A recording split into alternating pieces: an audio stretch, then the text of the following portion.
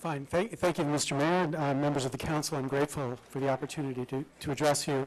You might be aware that just yesterday, more than 195 scientists, electromagnetic field scientists, sent to the UN a request that the UN address the question of the electromagnetic field concerns that they had about whether these radiation devices were causing risks that had not been appreciated by regulators around the world.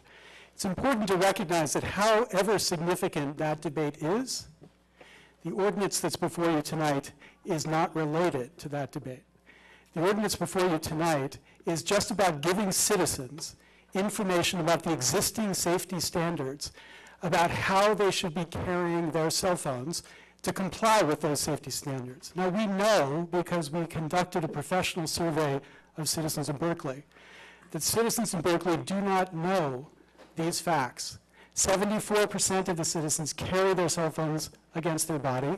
70% didn't know that these cell phones were tested with the assumption that people would not carry them against their body. 80% said that if they knew these facts, they would likely change their behavior.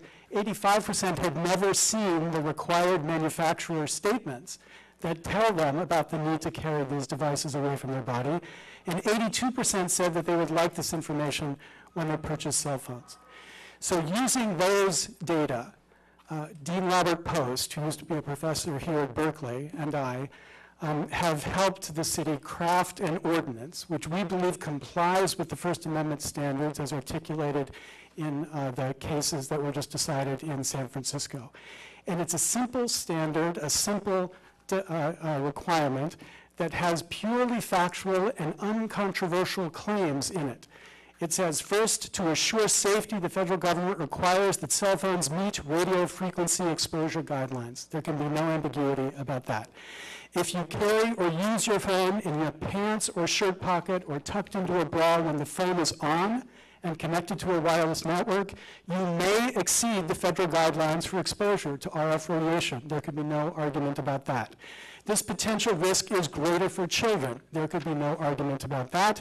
Refer to the instructions in your phone or use your manual for information about how to use your phone safely.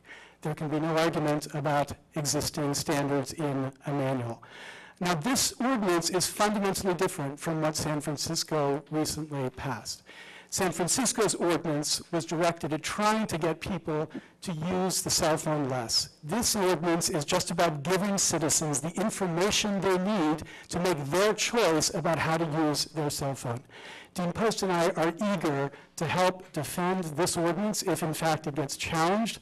We believe a city ought to have the right to have citizens who are informed about what is perceived to be safety concerns, and we are increasingly concerned that the First Amendment is being used by corporations to bully citizens into inaction about issues that they think are important.